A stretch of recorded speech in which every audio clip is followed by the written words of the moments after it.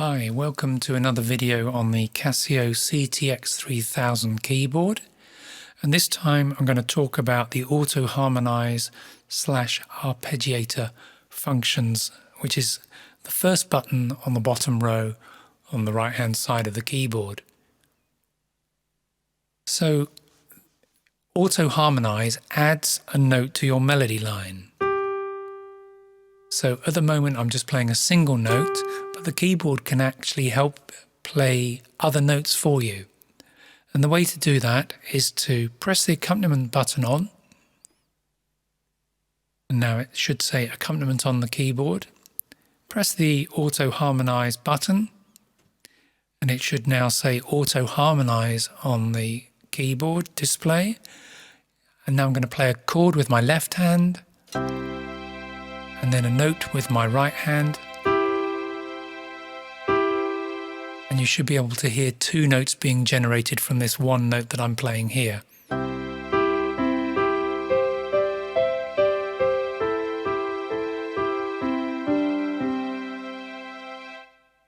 If I play a different chord, if I play a minor chord, it will generate a different note. It'll pick out notes that will fit with the chords that you're playing in the left hand.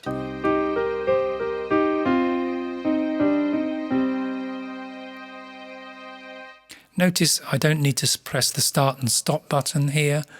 As long as I'm just generating some notes with my left hand and the accompaniment button is on, then it will auto-harmonise the single notes that I'm playing in my right hand. There are 12 types of auto-harmonise. So to access those, you hold down the button here,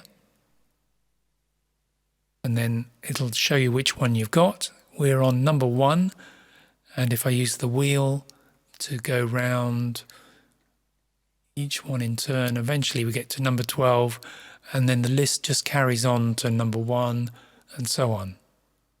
If I select this one here, octave, you can hear it adds an octave below.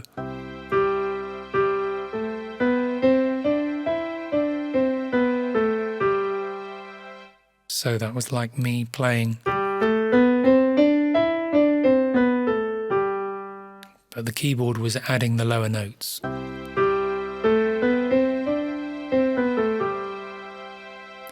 If we go to some of these other ones, for instance, this one, number 11, block, it will play a whole chord.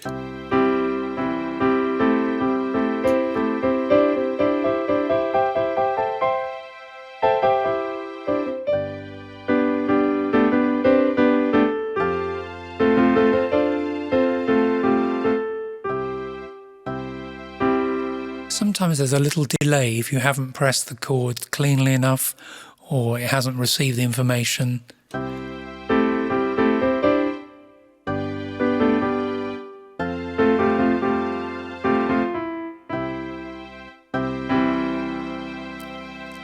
So that's auto-harmonise.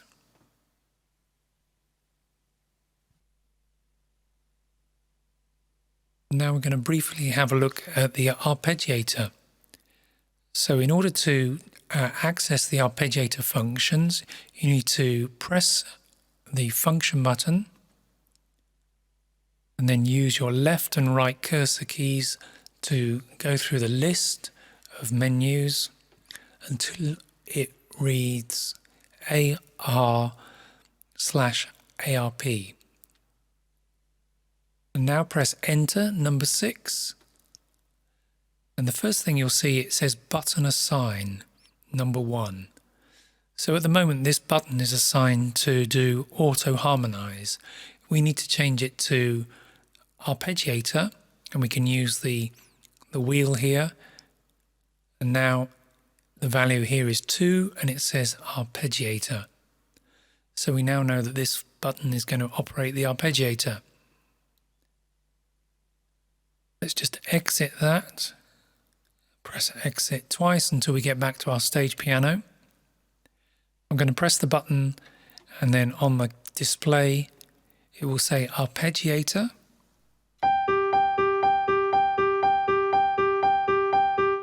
And it's now creating an arpeggiation according to the note or notes that I play on the keyboard.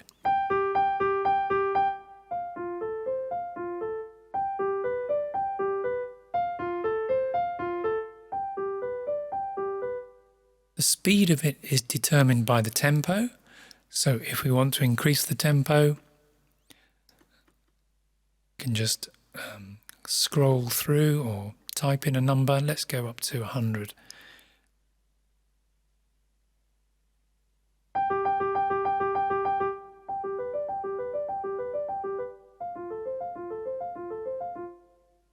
Now, again, just like with the Auto-harmonise, there are various types of arpeggiation available to you. And again, just as with Auto-harmonise, hold down the button and it'll display which setting you've got. There are actually 150. At the moment we're on 014, number 14. But again, I can use the wheel to go through other ones. And then eventually it goes back to 150 if I'm going anti-clockwise, round and round, or if I go in the other way. You'll see all these different types of arpeggiation coming up.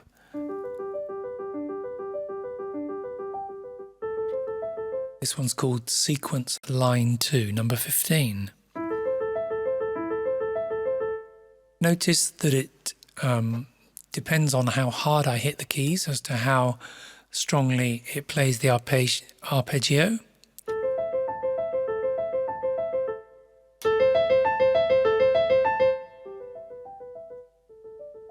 So that can give you some nice effects. And the other thing to notice is that when I let go of the keys, it stops. You can override that again by going into Function and moving along the list of the menu. Just keep moving along. Just there it says arpeggio hold, which is turned off. So I can turn it on using the wheel. It's now on, so when I play a chord or a note, it just keeps going round on that arpeggio until I play another combination.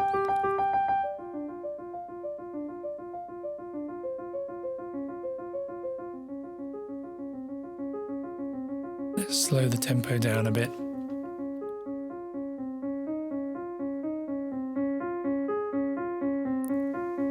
To stop the arpeggio, you've got to press the arpeggio button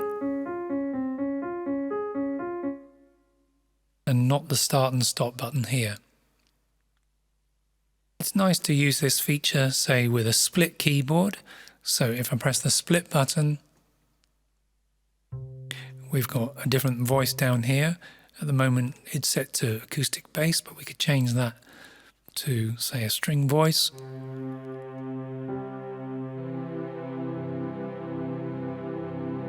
And I'm going to turn the arpeggiator on and play a chord.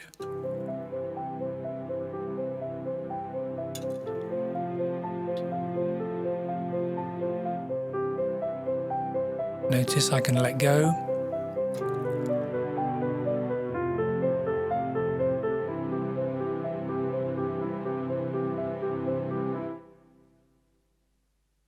There are several other things to think about and to talk about this feature. In the manual, it doesn't really give you a lot of information, but I'll cover those in another video. But that's just to give you an introduction to the arpeggiator and the Auto-harmonise. I hope that's been useful.